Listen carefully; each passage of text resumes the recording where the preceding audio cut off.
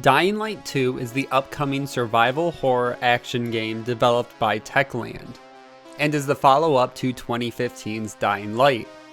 There has been a lot of news and rumors circulating around the game for the past few years since it was revealed, so let's break down everything we know about Dying Light 2, including the confirmed information, rumors, and delays.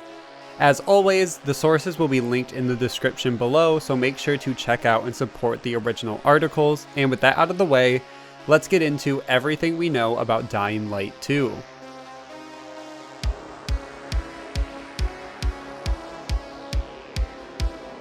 Let's quickly touch on the history of Dying Light. Techland is the developer of the Dying Light series. They are most known previously for working on Dead Island and currently Dying Light. And it was in 2015 that the original Dying Light was released for the PS4, PC, and Xbox One. The game received middle to very high reviews and was praised for its combat, movement, parkour system, and multiplayer, but was criticized for the story and character development. Regardless of the criticisms, the game sold very well and topped many different sales charts throughout 2015 worldwide. And the most current sales numbers for the game put it at having sold over 5 million units worldwide. So now let's move on to Dying Light 2. In May of 2015, just a few months after the release of the original Dying Light, Techland released a statement about how the studio was going to use their time and resources moving forward, and how they were going to put their game Hellraid on hold and keep putting their resources towards the Dying Light franchise. The exact statement said, quote, "Dear Hellraid fans, we would like to officially announce that our dark fantasy FPP first-person perspective game Hellraid will not be released this year as previously planned, and the development of the game has been put on hold. In the recent months, we've conducted an internal analysis and came to the conclusion that Hellraid, in its current shape and form, is not meeting our own expectations for this project. Therefore, we've decided the best course of action would be to send it back to the drawing board and invent our dark fantasy title anew. In the meantime, we will consolidate our development resources and focus on further expansion of our Dying Light franchise. We wish to thank all of our fans for your support. You're the best." Which does make sense. Dying Light was a huge success, and even till this day they still run events, DLCs, and try to keep the game's player base as live as possible. And it makes sense that Dying Light 2 will be a for sure fire win for them, so might as well put their time into that. And it does make sense again. Techland saw they had something special and should double down on Dying Light instead of trying again with a different IP. And development on the sequel continued through 2018 until Techland were ready to reveal what they'd been working on. At E3 2018 is where some of the first details were given for the game. The trailer starts out by saying that this new game takes place 15 years after the events of the first game, and there's a new protagonist we will play as called Aiden Cadwell. Techland also addressed the story and character development in the original when they hired Chris Avellone, who previously had worked on Fallout New Vegas, Fallout 2, Star Wars Knights of the Old Republic 2, and Jedi Fallen Order, and so much more. So he really is a veteran in this industry and knows a lot about crafting stories and stories that people still talk about to this day. And he was brought onto the team as a narrative designer for Dying Light 2. So it already seems like Techland was getting ahead of some of the problems with the first game, hiring one of the best narrative designers in the industry to help them out and really fill in some of the gaps that they have. They have the gameplay, co-op, and mechanics down, they just needed a little bit of help with the story.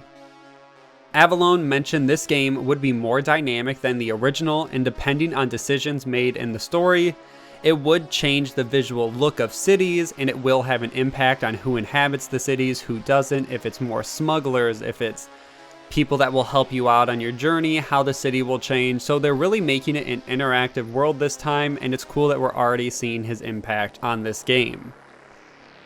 And the game was silent again for the rest of 2018 until they came back for E3 2019, and they gave an official reveal trailer and announced that the game would be released in spring of 2020. They also released a few different pieces of gameplay for the game, with some new gadgets. They showed us a swinging hook, a glider, and a pulley system that would all be available to help with traversal of their huge world, and new things they were adding. They also announced that the game map would be 4 times bigger than the original game, and in an interview with Prankster 101, Timon, the lead game designer, said the story can be completed in around 15 to 20 hours. His direct quote said, "It's very hard to measure in an open world game how long it actually takes to complete the game because of the things that happen between points A and points B of a quest. So basically it's up to you how you play it. Also, in a game like this, there are a lot of emergencies, things just happen as you play the game, and you have to react to them. But it is 15 to 20 hours for the main story, because the whole content I would say is more than 100 hours.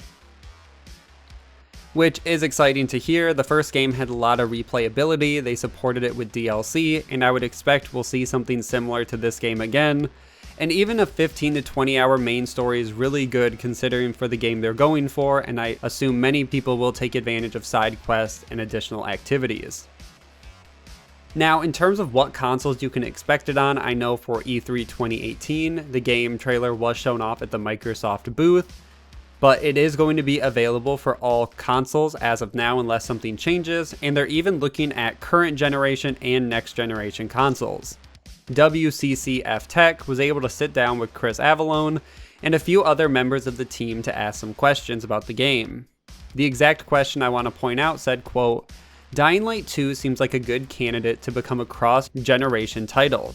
You've hinted at it before, but can you confirm that the game will come to next-generation consoles?" Techland responded saying, quote, "Techland always has an eye on the latest new toys. To be more specific, yes, the plan since the beginning of production has been to make Dying Light 2 a cross-generation title." This once again is a small detail but is exciting to hear. We are getting close to the end of the current generation of consoles, and if they've been working on next generation consoles since the beginning of production, it's not going to feel rushed, and hopefully they can take advantage of the additional power in next gen. Now, in terms of the game itself, the story takes place, as I said, 15 years after the original game, and humanity is now in a modern Dark Ages. Humanity will be a bigger part of the game and story, and zombies will be now used in a side role to push humanity to make decisions and impact the story that ways instead of every issue always being zombies. They are introducing new names and some new types of zombies. Freshly bitten zombies are called viral. Then, after time, they become biters, which are regular standard zombies, and after being exposed to UV light, they become degenerates. The exact quote from Games Radar during the interview says, "We have this whole cycle of the infected life in-game.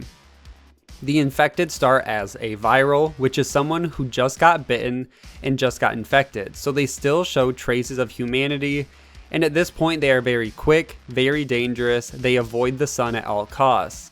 But after some time in that state, they turn into what we call biters, which are your regular zombies, slowly moving infected that, if able, will try and grab you and infect you or eat you. But the sunlight is dangerous to them, and they are not as quick and as agile as virals. If biters stay in the sun for a long period of time or under a UV light, they turn into degenerates, decaying zombies that are very weak with pieces of flesh falling off of them. So they're really not that dangerous to you, but you still have to keep an eye out for them because Dying Light 2 is a systemic game. A lot of things happen emergently, and of course, there's a different path of evolution for the infected where they turn into volatiles, which are the most dangerous extreme night predators. If you see them, you just need to run. There's no fighting with those guys because they will kill you. Which is exciting to hear. They're adding more enemies. Now, we still haven't seen what the game looks like at night and how all of those new mechanics they've talked about will play out. And I know that's one thing fans are holding their breath for, and I think Techland is smartly holding off on that and waiting because I know it's one of the biggest unanswered questions of the game so far. So going into 2020, it seemed like release was right around the corner with a spring 2020 release date, but then in January, they announced the game was delayed. Techland's official statement said, quote, "To our dedicated community, it was a busy year for us as we continued working on our biggest project to date. We know you are awaiting the game eagerly, and we want to deliver exactly what we promised. We were initially aiming for a spring 2020 release with Dying Light 2, but unfortunately we need more development time to fulfill our vision. We will have more details to share in the coming months, and we'll get back to you as soon as we have more information. We apologize for this unwelcome news. Our priority is to deliver an experience that lives up to our own high standards and to the expectations of you, our fans. Please stay tuned, and thank you to our fans around the world for your continued support, patience, and understanding. So as of right now, we aren't sure when the game will be released, especially with the global pandemic that is still causing delays. Dying Light 2 and Techland might just decide to push the entire release to 2021, which will give them extra time to create the game they truly want to make, and will give people time to get the next generation of consoles so they can sell it on all 4 consoles at once and then PC. But really, that's everything we know about Dying Light 2. It has been in development since sometime around 2016. The game has been in a playable state for at least the past year or two, and Techland is taking the criticism from Dying Light 1 serious and seems to be creating a story that is worth putting a lot of time into and creating a full protagonist players can relate to. As always, make sure to like and share this video, subscribe for weekly gaming news, and I will see you guys in the next one.